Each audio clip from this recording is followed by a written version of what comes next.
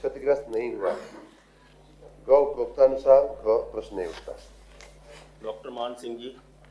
महोदय, माननीय मंत्री जी से मैं ये जानना चाह रहा था कि क्या उस ट्रांसफार्मर के अंतर्गत कितने विद्युत कनेक्शन और कितने कितने किलोवाट के वितरित किए गए हैं, और क्या उक्त ट्रांसफार्मर का क्षमता से अधिक भार होने के कारण जो ये बार बार फ्यूज उड़ जा रहा है, जिस कारण विद्युत आपूर्ति बाधित हो जा रही है, क्या इसका कोई स्थायी समाधान निकल पाएगा? माननीय मंत्री जी। प्रश्न में लिखा है, ये बात सही नहीं है कि वो ट्रांसफार्मर अतिभारित है। भार जो लिमिट है उसके अंदर रहता है। कुल उपभोक्ताओं की संख्या इस ट्रांसफार्मर पे 39 है, 39 है, और 25-30 एम्पियर की जो इसकी क्षमता होती है, एक्चुअली तो 35 तक जाती है। और उसके सापेक्ष हमारे पास माननीय सभापति जी, हमने उसके माननीय सदस्य के प्रश्न को गंभीरता से लेते हुए उसकी क्षमता का हमने फोटो भी मंगाया है, कितना लोड उस ट्रांसफार्मर पे जा रहा है। और मुझे बताया गया कि 11 से लेकर के 18 तक उसके एम्पियर की क्षमता के सामने जाता है, और इसलिए ये ट्रांसफार्मर अतिभारित नहीं है, न ही जल रहा है, न ही बिगड़ रहा है। फिर भी मैं, चूंकि माननीय सदस्य की भावना है, तो उसको मैं फिर से दिखवा के, और जैसा कि मैंने पहले प्रश्न में बताया, हम लोगों को क्वालिटी पावर देने के लिए कटिबद्ध हैं, प्रतिबद्ध हैं। अगर उसकी आवश्यकता अनुसार प्लानिंग के हिसाब से, टेक्निकल दृष्टि से अगर उसे अपग्रेड करने की आवश्यकता होगी तो हमारा विभाग स्वयं उसको करेगा। ठीक है डॉक्टर मान सिंह। चलिए, नत्थी घ प्रश्न संख्या 1 माननीय आशुतोष सिन्हा जी।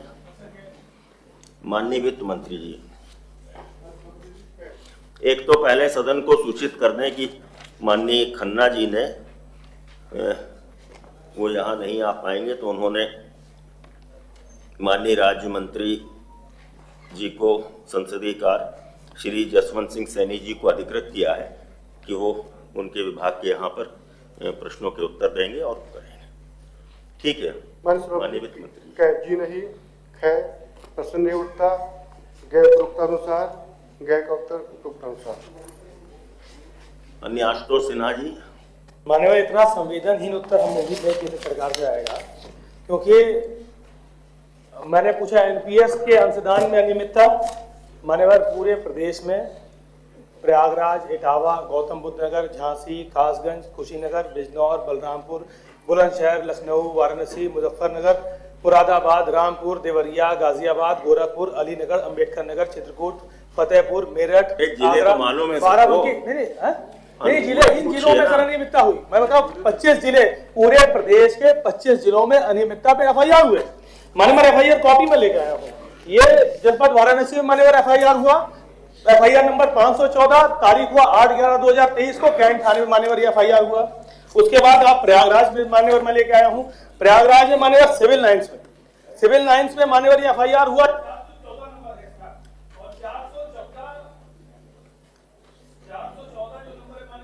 9/11/2023 को एफआईआर हुआ। लगातार पूरे प्रदेश में मान्यवर एफआईआर हुए, और एफआईआर होने के बाद सरकार कह रही है कि ऐसी कोई अनियमितता इनके सामने हुई नहीं। मान्यवर, मैं आपसे आपीठ से मान्यवर आग्रह कर रहा हूं कि जिस तरह से इस तरह का भ्रामक जवाब आया, तो जो अधिकारी इन भ्रामक जवाब को देने वाले हैं उन पर कार्रवाई हो जाए, और इसको प्रश्न संदर्भ समिति में मान्यवर आप इसको मंत्री जी का उत्तर आने दिए। माननीय मंत्री जी, ये कह रहे हैं कि कई जगह इस पर एफआईआर हुई है। नहीं के पास जानकारी होगी, मैं पूरा बता दूं कि यो नए पेंशन प्रणाली में प्रत्येक माह डीडी पोर्टल के माध्यम से कार्मिक के वेतन का 10%, महंगाई भत्ता भी इसमें शामिल है, और सरकार के द्वारा 14%, कि पहले 2019 तक ये केवल 10% था, उसको संबंधित कोषागार के माध्यम से कटौती कर लोग शीर्षक 83/42 में जमा कर दी जाती है। तत्पश्चात उक्त अनुदान के सापेक्ष प्रत्येक कोषागार द्वारा उस माह से संबंधित CSF control sheet CTS system के माध्यम से जनरेट की जाती है, CRA सिस्टम पर अपलोड किया जाता है, जिसके उपरांत CRA सिस्टम द्वारा एक ट्रांजैक्शन ID जारी की जाती है।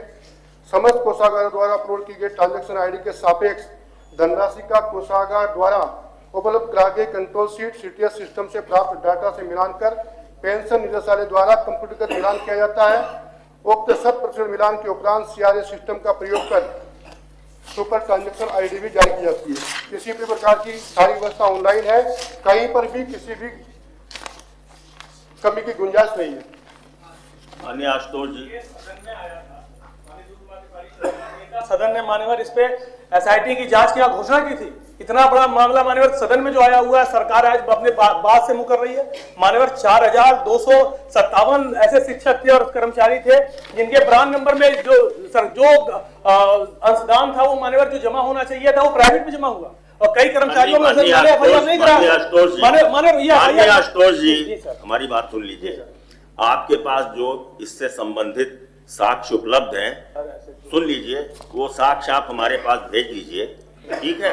इस पर हम बाद में निर्णय ले लेंगे। एक विषय माननीय, हम इस पर निर्णय ले लेंगे। हम कह रहे हैं आप अपने साक्ष्य दे दीजिए हमको। ये तो दे माननीय। एक और इसमें अनियमितता एक ये है कि माननीय, ये मैं कहना चाह रहा हूँ कि जो शासनादेश संख्या 28 जून 2024 के अनुपालन में विशेष सचिव बेसिक शिक्षा अनुभाग 5 और सचिव बेसिक शिक्षा के जो आदेश हैं, आदेश दिनांक 15/7/24 और 19/7/24 में हुआ क्या मान्यवर, जो पुरानी पेंशन चुनने का अधिकार मिलना चाहिए था, 47 जनपदों के BSA ने इसको वो किया, विकल्प पत्र जमा कराए, 28 जनपदों के BSA ने जमा नहीं कराए। तो इसी प्रदेश के मान्यवर आधे माननीय आशुतोष जी, हमने कहा जो आपके पास साक्ष्य है आप दे दीजिए, इस पर पीठ निर्णय ले लेगी बाद में, ठीक है?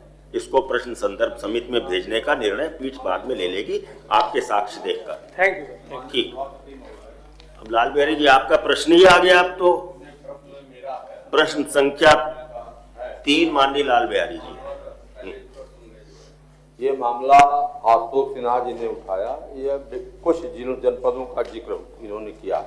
मेरे संज्ञान में जो है पूरे प्रदेश में हर विद्यालय में ये समस्या है कि अंशदान जो कटता है शिक्षकों का NPS का, उनके खाते में पोस्ट नहीं हो पा रहा है। इस पर सरकार ने सदन के अंदर आश्वासन भी दिया था मानवर, और जो वहाँ कमेटी बनी हायर कमेटी, उसमें भी अधिकारियों से कहा गया था, तो उन्होंने कहा कि हम इसको करवा लेते हैं। ये हो नहीं पाया मानवर।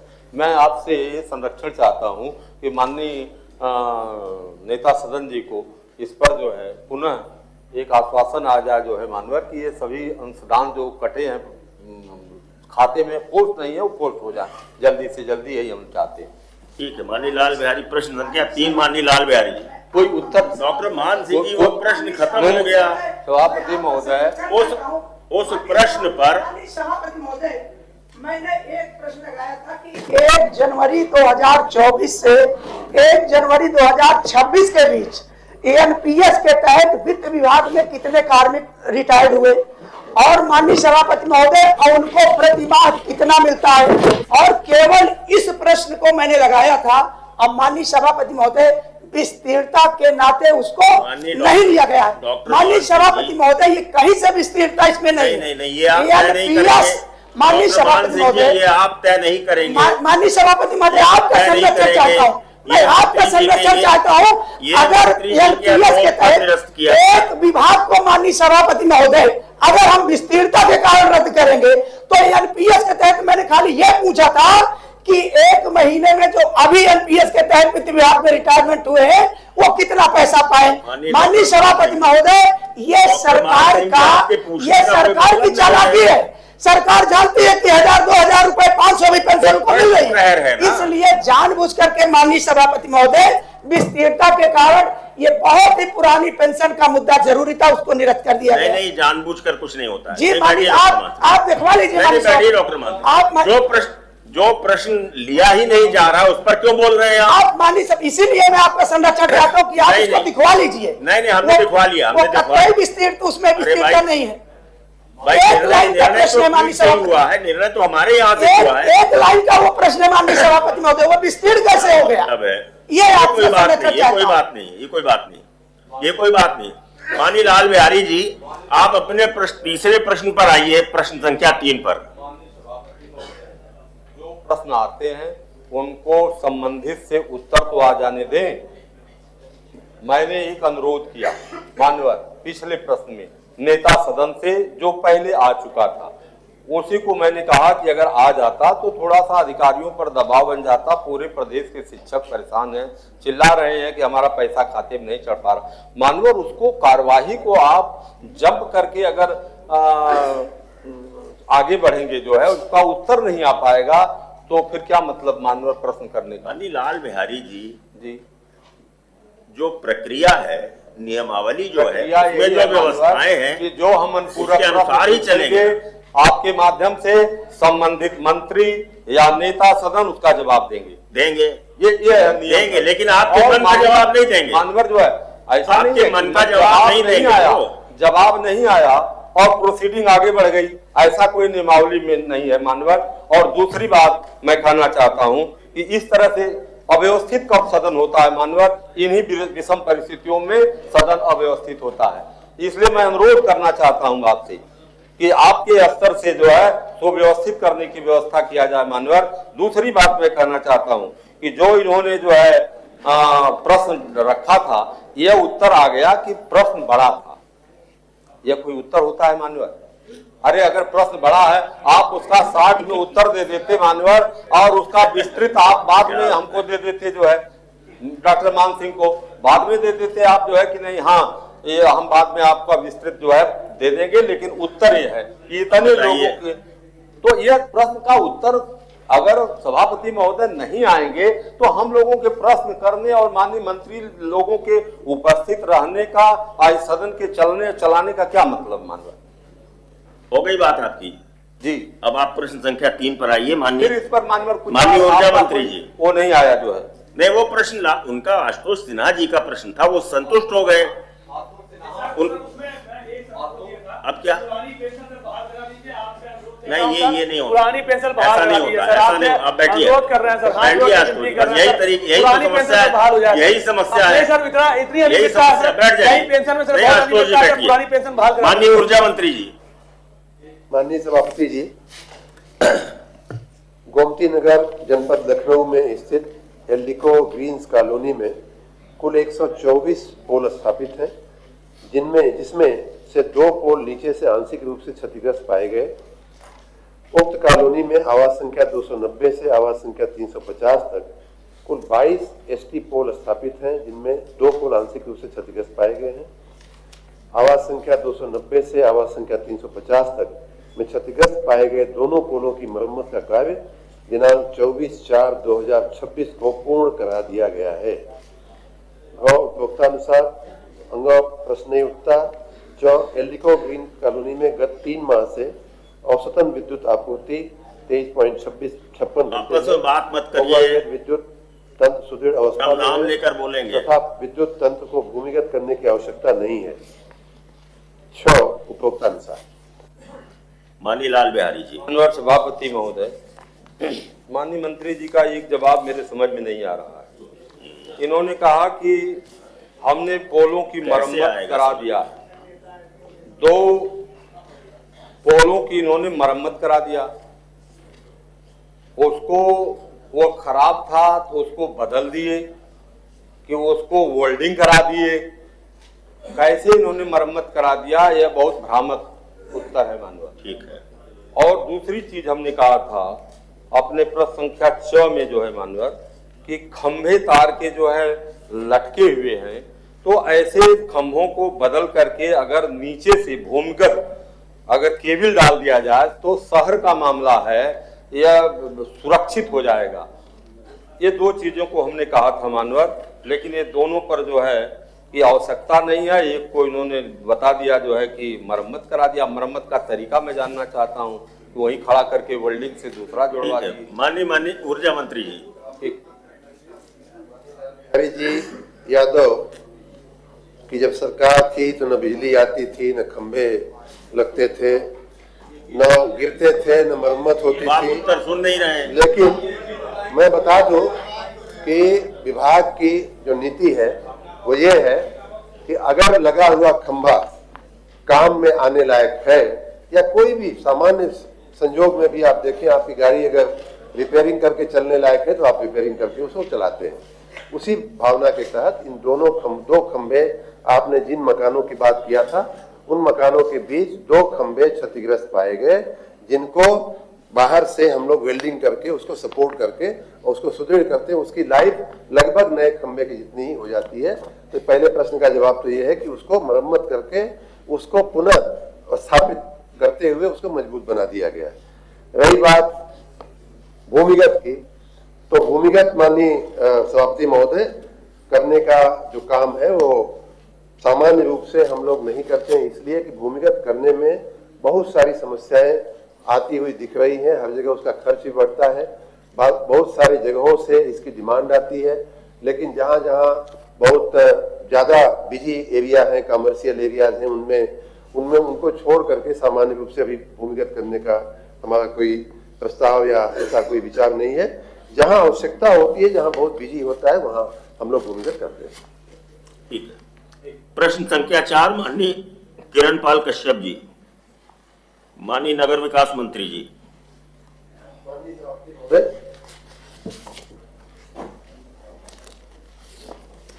उत्तर प्रदेश पालिका केंद्रीकृत पशु चिकित्सा सेवा संवर्ग में पदों के सृजन विषयक शासनादेश संख्या 13 अप्रैल 2016 द्वारा नगर निगम लखनऊ हेतु उप मुख्य पशु चिकित्सा एवं कल्याण अधिकारी का एक पद सृजित किया गया।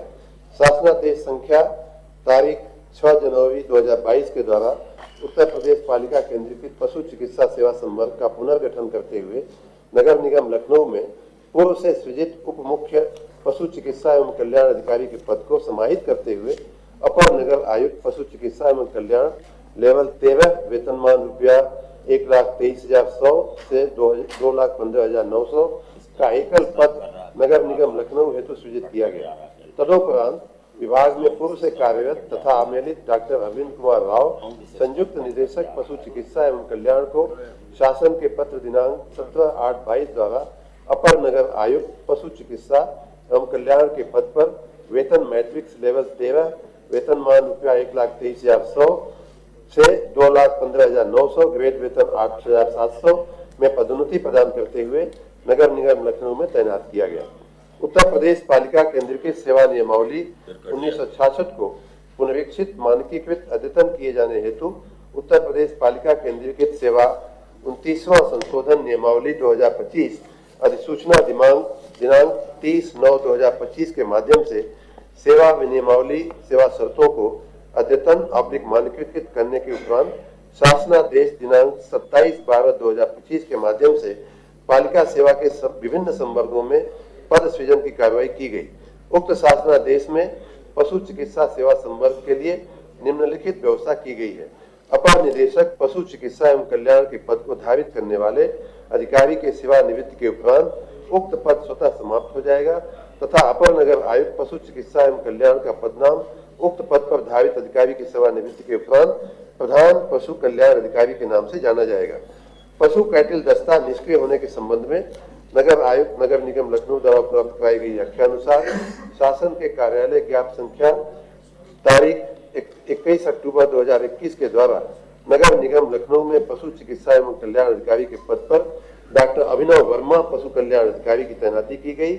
श्री वर्मा द्वारा अपर नगर आयुक्त पशु चिकित्सा एवं कल्याण के अधीन पशुपालन विभाग संबंधी कैटिल कैचिंग दस्ता व अन्य समस्त कार्य सुव्यवस्थित रूप से संपादित किए जा रहे हैं। प्रश्न नहीं उठता। लखनऊ नगर निगम के अंतर्गत पशु कल्याण विभाग में संचालित कान्हा गौशाला तथा अन्य गौशालाओं में वित्तीय वर्ष 2025-26 में 11,498 गोवंशीय पशुओं को रखकर उनका भरण पोषण समुचित चिकित्सा एवं देखभाल की जा रही है। कुल 1963 घायल बीमार दुर्घटनाग्रस्त पशुओं को बचाकर गौशाला में संरक्षित किया गया। उक्त के अतिरिक्त वित्तीय वर्ष 2025-26 में दूध डेयरी कैटिल कैचिंग के अंतर्गत कुल 230 दूध डेयरियां स्थापित की गई। वित्तीय वर्ष 2025-26 में नगर निगम लखनऊ के अंतर्गत निर्मित animal birth control ABC centre में 12,331 13,625 आवारा एवं पालतू श्वानों का बंध्याकरण टीकाकरण करते हुए 8,360 पालतू श्वान लाइसेंस जारी किया गया। उपभोक्तानुसार उपभोक्तानुसार माननीय कश्यप जी। था कि जिस अधिकारी की नियुक्ति मूल विभाग में हुई है उसको वहां क्यों नहीं रखा गया। वो 17 नगर निगम है उत्तर प्रदेश में, केवल लखनऊ नगर निगम में एक अधिकारी को क्यों रखा गया, बाकी नगर निगम में क्यों व्यवस्था नहीं की गई। वहां भी पशु एकत्रित होंगे, श्वान भी होंगे, सब होंगे, केवल लखनऊ में ऐसी क्या विशेषता है कि केवल लखनऊ में ही उस पशु चिकित्सा अधिकारी को यहाँ नियुक्त किया गया। बस मेरा इतना सवाल है, मैं सरकार से जानना चाहता हूँ। माननीय मंत्री जी, जैसा कि मैंने इस केस का पूरा इतिहास पढ़ करके बताया कि इस पद का नामाभिधान अपर नगर आयुक्त एवं पशु चिकित्सा कल्याण अधिकारी है, लेकिन उनका जो जॉब चार्ट है, मुख्यतः उनका जो जॉब चार्ट में पढ़ रहा हूँ, वो सामान्य रूप से पशु चिकित्सा और कल्याण का ही उनका मुख्य कार्य है। और ये भी मैंने बताया कि जो हमने अभी नया नियम प्रख्यापित किया है 2025 में, उसमें इस अधिकारी के रिटायरमेंट के बाद ये पद स्वतः समाप्त हो जाएगा, ये भी मैंने कहा। और उनका मूल जो नाम है वो पशु चिकित्सा सेवा संवर्ग का नाम से ही जाना जाएगा। अभी वर्तमान में जो भी अधिकारी हैं जिनका नामाभिधान अपर नगर आयुक्त पशु चिकित्सा कल्याण है, उनके जॉब चार्ट में प्रमुख रूप से नगर निगम के अन्य अपर नगर आयुक्तों के समकक्ष होंगे। खाली समकक्षता की दृष्टिगत उनको अपर नगर आयुक्त बनाएंगे। क्या उस अधिकारी का रिटायरमेंट कब होगा? ये मैं बता देता हूँ। ये मैं अगस्त 2030 में उक्त अधिकारी रिटायर हो रहा है और उसका जॉब चार्ट में पढ़ रहा था, अपर नगर आयुक्त पशु चिकित्सा एवं कल्याण के रूप में प्रवर्तन संबंधी सभी दायित्वों का निर्वहन करेंगे। नगर निगम लखनऊ में कैटिल कैचिंग विभाग के विभागाध्यक्ष के रूप में काम करेंगे। नगर आयुक्त द्वारा सौंपे गए समस्त दायित्वों का निर्वहन अपर नगर आयुक्तों की भांति करेंगे। अधीनस्थ पशु चिकित्सा एवं कल्याण क्रिया के आलापों को अनुसरण करते रहेंगे। कुल मिलाकर नामाभिधान अपर नगर आयुक्त, मैंने ये कहा जहाँ मूल नियुक्ति पूरा कर लेने तब बोलिए। हाँ, इस पर विशेष कृपा सरकार की है। 17 नगर निगम में क्यों नहीं किया गया, केवल एक ही नगर निगम में इसको क्यों नियुक्त किया? मैं केवल दो बात जानना चाह रहा हूँ, ये सारे नगर निगम में क्यों नहीं किया? ठीक, माननीय मंत्री जी, सारे नगर निगम में माननीय सभापति जी, नगर निगम अधिनियम के अंतर्गत सारे नगर निगम स्वायत्त होते हैं। सबकी नियमों के अंतर्गत सबको थोड़ा बहुत इधर उधर अपने विभागीय कार्यों को संचालित करने का अधिकार होता है अपने स्वविवेक के अनुसार। उसी के अनुसार लखनऊ में जो अधिकारी किसी समय था उसको अपर नगर आयुक्त बनाया गया है। वर्तमान में नियम में उस पद को समाप्त कर दिया गया है। इस अधिकारी के रिटायरमेंट के बाद वो पद सिर्फ पशु कल्याण अधिकारी के रूप में जाना जाएगा। प्रश्न संख्या 6 माननीय शाह आलम जी।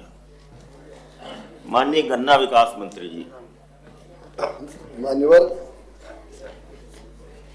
2022-23 में गन्ने का मूल्य अगेती प्रजाति का 350 रुपये, सामान्य प्रजाति का 340 और अनुपयुक्त प्रजाति का 325 रुपये।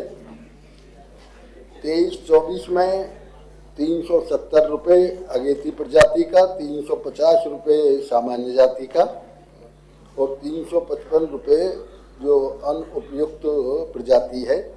यही 24-25 में भाग था। मान्यवर, ये एसएपी जो गन्ने की तय की जाती है वो सीजन वाइज की जाती है और किसी एक जिले के लिए नहीं की जाती, ये पूरे प्रदेश के लिए की जाती है।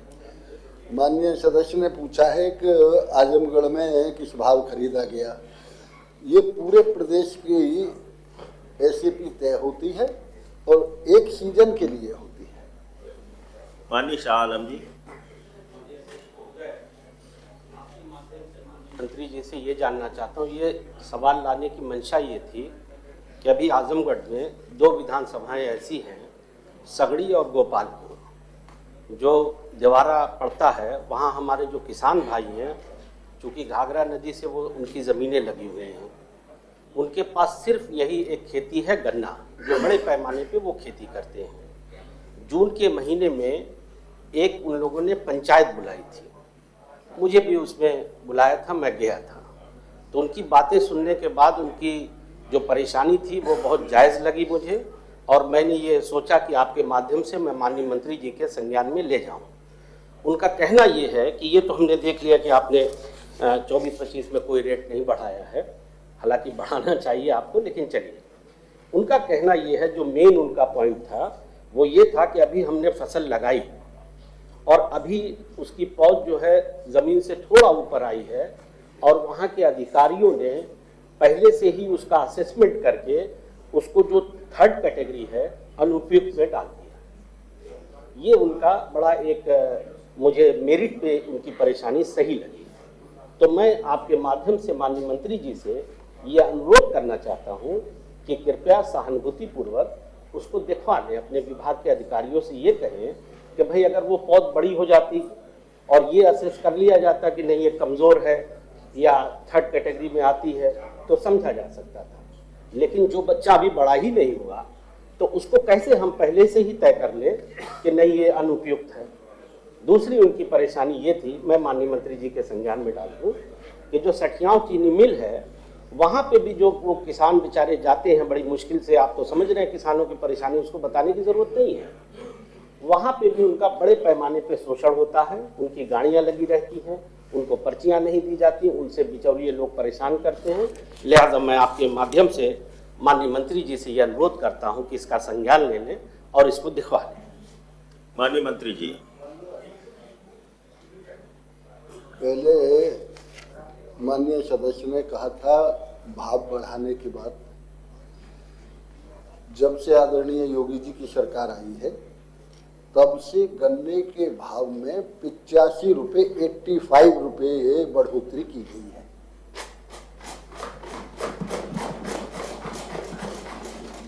आपने एक बात ये कही थी मानवर, ऐसा है सठियाम हमारी नई चीनी मिल है, हमारी अब के औसत जो चीनी मिल की रिकवरी आई है यूपी में वो लगभग 9.8 और एबव 10% है। सठियाम की रिकवरी मानवर आई है 8.5। तो इसमें यह देखा गया कि भाई सठियाम नई चीनी मिल है, इतनी अच्छी है, इसकी रिकवरी इतनी कम क्यों है। तो मान्यवर वहाँ वैज्ञानिकों को भेजा गया और वैज्ञानिकों की ये रिपोर्ट आई, उन्होंने सर्वे किया। वहाँ का जो किसान है वो कहता है, मान्यवर मेरी बात हुई है किसानों से, वो एक COS 91-269 एक बीज है, ये अनुपयुक्त प्रजाति है। पिछली बार ये कम मात्रा में था, अब के जो सर्वे करवाया है मान्यवर वो 30% है, 30% है।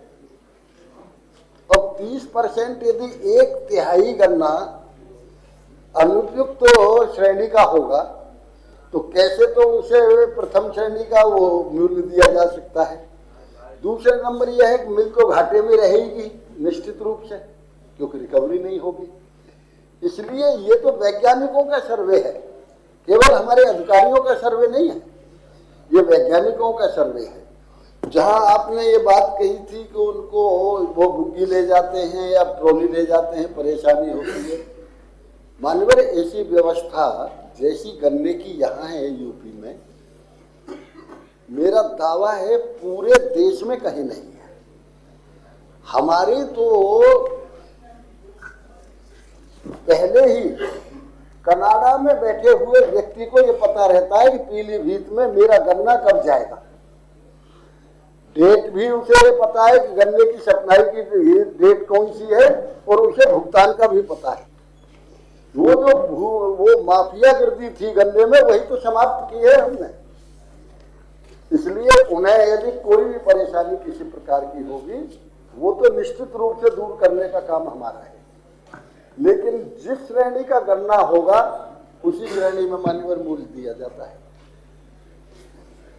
माननीय शाह आलम जी, जानना चाहता हूं तो क्या ये जो साइंटिस्ट हैं हमारे वो अभी फसल बड़ी नहीं हुई है, पहले से ही ये असेस करके ये बता देंगे कि ये 3rd कैटेगरी में आता है, अनुपयुक्त में आता है, ये आप कह रहे हैं?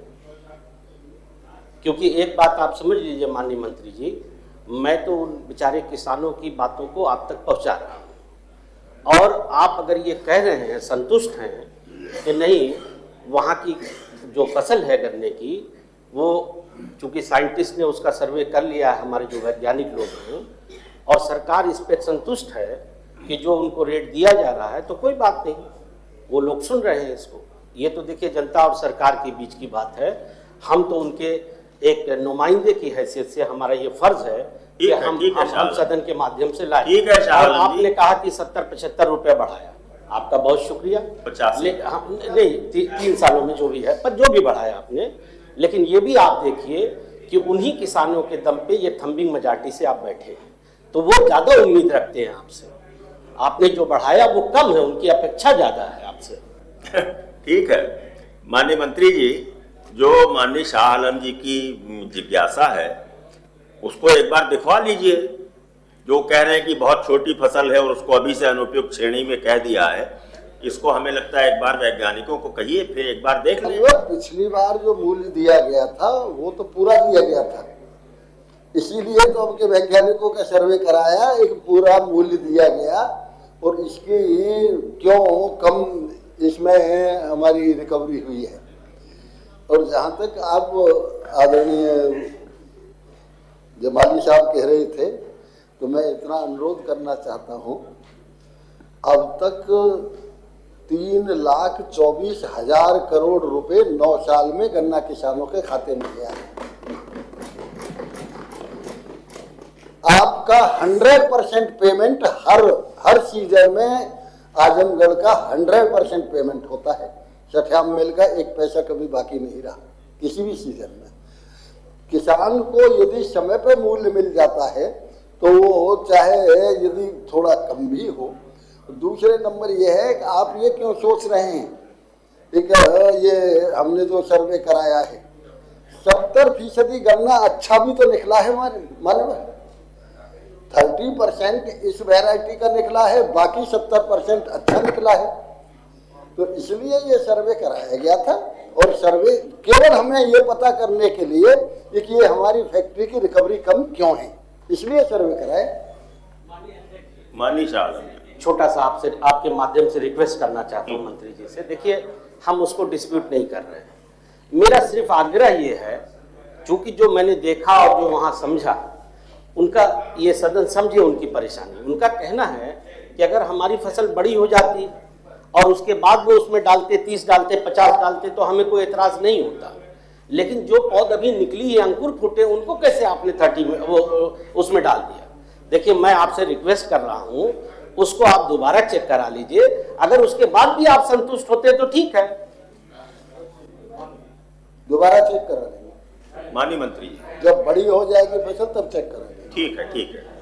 ठीक है धन्यवाद।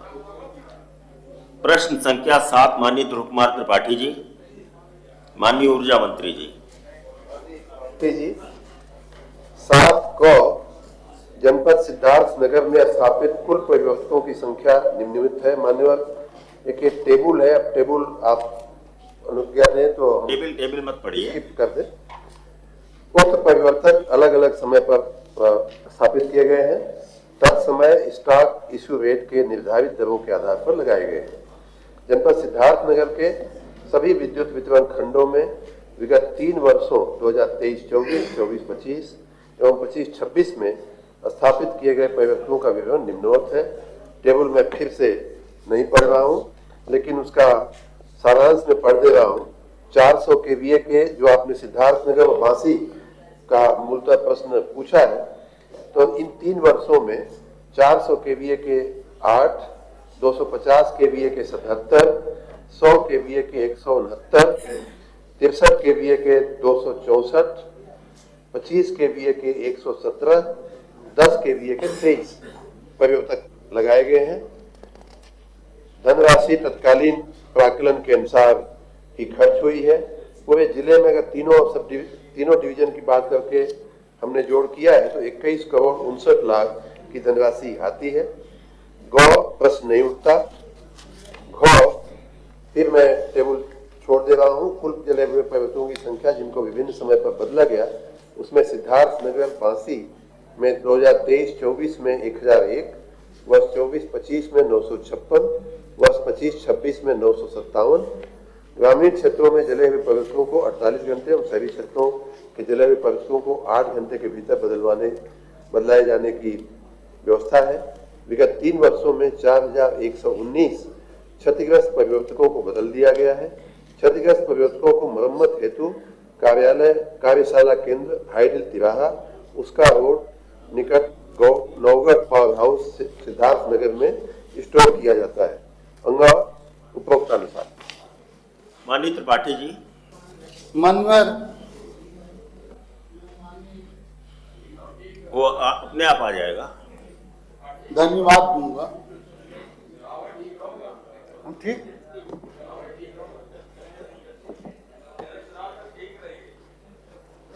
अरे सुरेन अरे चौधरी आप जी, तो सुधार करो मेरे सुरेन भाई। चौधरी जी, आप सुधार करो अपने में। माननीय सभापति जी, माननीय मंत्री जी से मैंने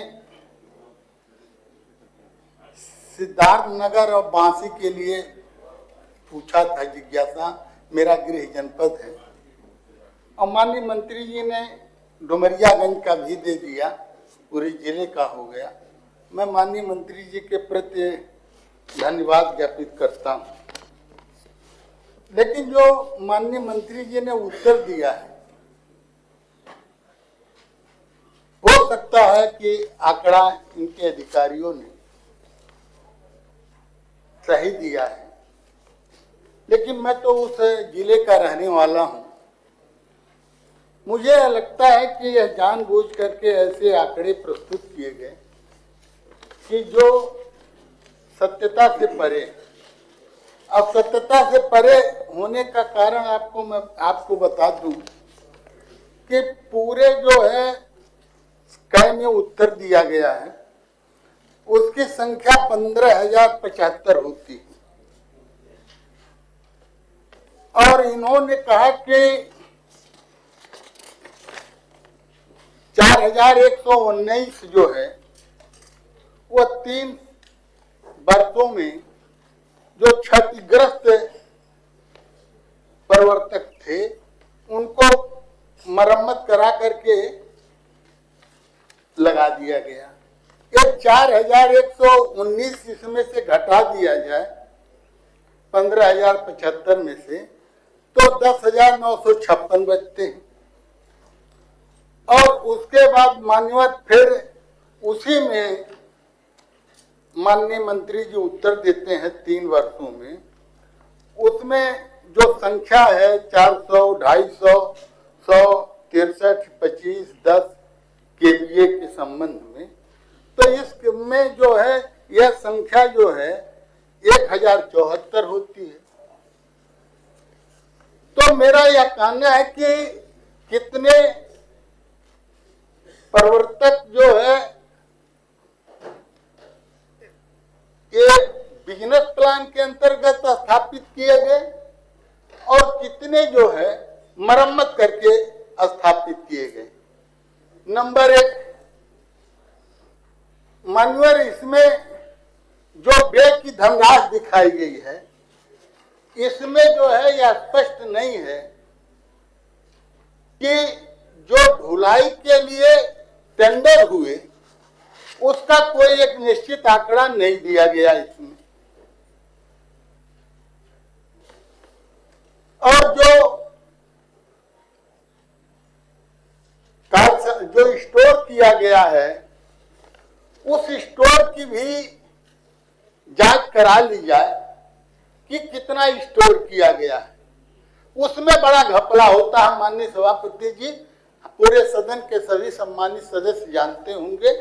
मेरा केवल यह कहना है कि ये माननीय मंत्री जी तो अच्छे हैं, दिखने में भी अच्छे हैं और कार्यशैली में भी अच्छे हैं, लेकिन अधिकारी जो है इनको उल्टा और असत्य जो है सत्यता से परे सूचना दे देते हैं। तो माननीय मंत्री जी वह स्टोर की जांच करा दे कि कितना स्टोर है और बिजनेस प्लान के अंतर्गत कितना जो है वो है लगाया गया और कितना मरम्मत करके लगाया गया।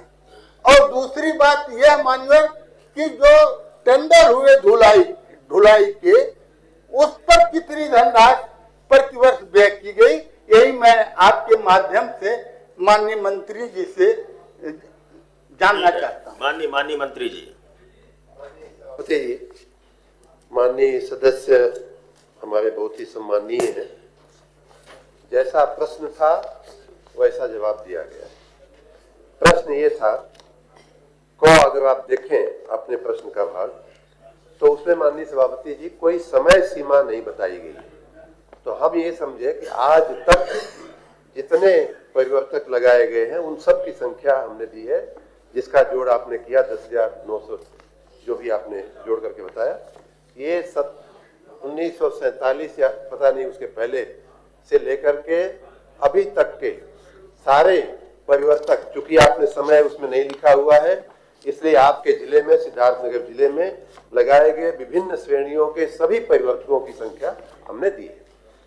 दूसरा भाग आपने पूछा था कि कितने, फिर उसको हमने स्पष्ट किया है कि चूंकि हो सकता है कि आप इस बात से संतुष्ट न हो कि भाई कब से कब तक का आप दे रहे हैं हिसाब, तो हमने स्पेसिफिक, क्योंकि अगले प्रश्न के खंड में आपने 3 वर्षों का उल्लेख किया हुआ है। घ में आपने 2023, 2024, 2025 की कुछ डिटेल मांगी है, तो हमने एक फिर से टेबल दिया है कि 2023, 24, 24, 25, 25, 26 में जो स्थापित किए गए हैं उनकी संख्या इतनी है। डिवीजन वाइज हमने दे दिया है, दोनों डिवीजन का नहीं बल्कि तीनों डिवीजन का दे दिया है। अब रही बात कि उसके बाद तीसरी श्रेणी आती है कि इसमें से ये बिजनेस प्लान का हो गया जो हमने 3 साल का दिया। ऐतिहासिक रूप से कितने लगे हुए हैं वो पहले खंड में दे दिया। तीसरे खंड में हमने बताया, जो आपने पूछा भी है, कि जले हुए परिवर्तक कब कब बदले गए 3 वर्ष में, 2023, 24, 24, 25, 25, 26, उसका भी स्पष्ट टेबल के रूप में हमने आपको जवाब दे दिया है कि 2 डिवीजन में 1001 2023-24 में, तो 2024-25 में 956 और 25-26 में 957 जले हुए परिवर्तक बदले गए हैं। फिर आपने पूछा था उसी खंड में लास्ट लाइन है, इन्हें कहाँ स्टोर किया गया है। हमने कहाँ स्टोर किया गया है वो भी आपको बता दिया। आपके मन में जो जिज्ञासा है कि उसको जांच करा लिया जाए। ढुलाई का टेंडर अभी अलग विषय है। ढुलाई का टेंडर कितने में दिया गया, कितना किसको मिला, ये एक अलग विषय है। आप अलग से प्रश्न करेंगे तो हम भेज देंगे। और रही बात की जांच की और घपले की, हमारे ध्यान में ऐसी कोई विषय नहीं है। अगर आपके ध्यान में ऐसा कोई विषय होगा आप हमारे ध्यान पे लाएंगे। इतना मैं निश्चिंत करता हूं कि ये 0 टॉलरेंस वाली सरकार है। भ्रष्टाचार या घपले की 0 टॉलरेंस हम लोगों के उसमें है और एक भी व्यक्ति को छोड़ा नहीं जाएगा, लेकिन उसके लिए आप सचोट इंफॉर्मेशन देंगे तब कार्रवाई होगी। माननीय त्रिपाठी जी। माननीय सभापति जी, मैंने यह भी उत्तर दिया कि यह प्रश्न पूछा कि उस पर कितने खर्च किए गए, तो खर्च में ढुलाई भी प्रमुख है। मान्यवर जो माननीय मंत्री जी ने कहा यह कितने मरम्मत से लगाए गए उसका इन्होंने विवरण दिया 4119 से, लेकिन जो ये पूरा का विवरण दिया वो 15,075 का है और 4,119 घटाने से 10,956 बचता है। और जो इन्होंने इस पर यह दिया कि कितना खर्च हुआ है 400, 250, 100, 63, 25 और 10 पर, तो वह जो है उसकी कुल संख्या 1074 है। तो यह आपस में यह बैठ नहीं रहा माननीय सभापति जी। और माननीय मंत्री जी ने कहा कि वह हाउस स्टोर किया जाता है नौगढ़ पावर हाउस सिद्धार्थनगर में, तो यह इसी में घपला है मान्यवर कि बिजनेस प्लान का पैसा जो है पैसे से वो मरम्मत वाले जो है ट्रांसफार्मर लगा दिए जाते हैं और उसको जो है उसी में घोटाला होता है। तो माननीय सभापति जी मेरा निवेदन है, या तो माननीय मंत्री जी इसकी जांच करा ले, और जांच नहीं तो इसको आपकी कृपा हो जाए तो प्रश्न और संदर्भ समिति को सौंप दिया जाए। माननीय सभापति जी, यही मेरा आपसे प्रार्थना है। और मंत्री जी से भी एक निवेदन करना चाहता हूं कि उदारता पूर्वक जो है इस पर वह विचार कर ले। माननीय मंत्री जी। सदस्य से मेरा फिर से आग्रह है कि अपने प्रश्न को फिर से ठीक से पढ़ें। प्रश्न 7 को पूछ रहे हैं कि इन विभिन्न श्रेणी के परिवर्तकों को इतने इतने वितरण खंड में कितने लगाए गए हैं, उसका हमने टेबलवार जवाब दे दिया, जिसकी संख्या उन्होंने स्वयं स्वीकार किया कि 15,000 कुछ होती है। मैं जोड़ करके भी बता दूंगा।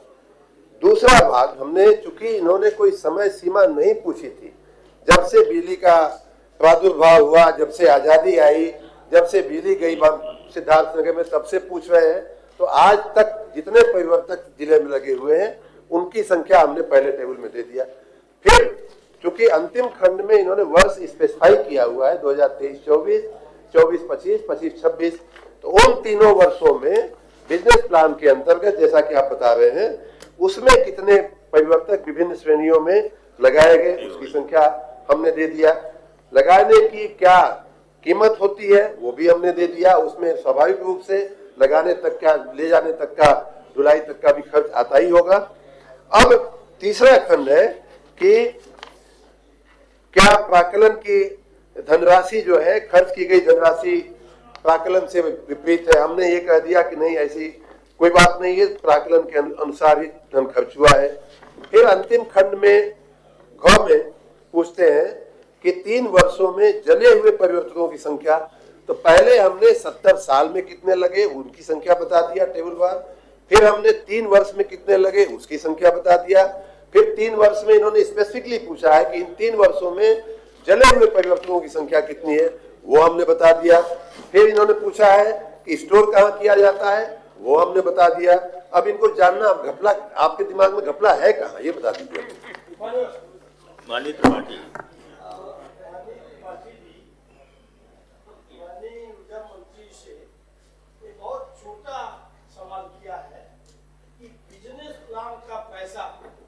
मरम्मत में खर्च कर दिया गया। एक हेड का पैसा दूसरे हेड में बिना शासन के पूर्वानुमोदन के व्यय नहीं किया जा सकता। बिजनेस प्लान में पूरे जनपद की योजना बनती है, कहाँ नए खंभे लगाने हैं, कहाँ नए तार लगाने हैं, कहाँ किस क्षमता के ट्रांसफार्मर लगाने हैं। त्रिपाठी जी की शिकायत यह है कि बिजनेस प्लान का पैसा मरम्मत के मद में खर्च किया गया है। क्या विभागीय मंत्री जी इस प्रकरण की जांच कराएंगे, जांच कराकर दोषी जनों के खिलाफ कार्रवाई करेंगे? ठीक है माननीय त्रिपाठी जी, यही है आपका, यही है। हाँ माननीय मंत्री जी। बिजनेस प्लान का पैसा कहाँ खर्च किया गया, रिपेयरिंग में किया गया, किताब बदलने में किया गया, खंभा लगाने में, ये इस प्रश्न में कहीं लिखा हुआ पहली बात तो नहीं है। माननीय मंत्री जी, दूसरी बात मैं आ रहा हूँ, लेकिन ये अनुपूरक में आ गया। मैं जरा स्पष्ट कर दूं माननीय सभापति जी, ये बिजनेस प्लान जो है ओवरऑल हमारे विद्युत तंत्र की व्यवस्था सुदृढ़ करने के लिए होता है। उसमें कहीं ऐसी बंदिश नहीं है कि हम खाली उसमें नया काम ही करेंगे, रिपेयरिंग का काम नहीं करेंगे। ऐसा कहाँ आपने सुन लिया कि बिजनेस प्लान का पैसा दूसरे पद में रिपेयरिंग में खर्च नहीं हो सकता। अगर ये प्रश्न है तो आपको अलग से नोटिस देनी पड़ेगी, हम उसका अलग से जवाब देंगे। शासनादेश है, एक हेड का पैसा दूसरे हेड में बिना शासन की अनुमति के नहीं खर्च किया जा सकता है।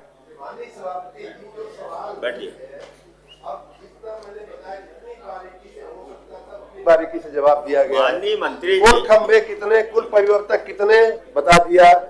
3 साल में परिवर्तक कितने वो बता दिया। माननीय मंत्री 3 साल में कितनी रिपेयरिंग हुई वो बता दिया। माननीय मंत्री बिजनेस प्लान का पैसा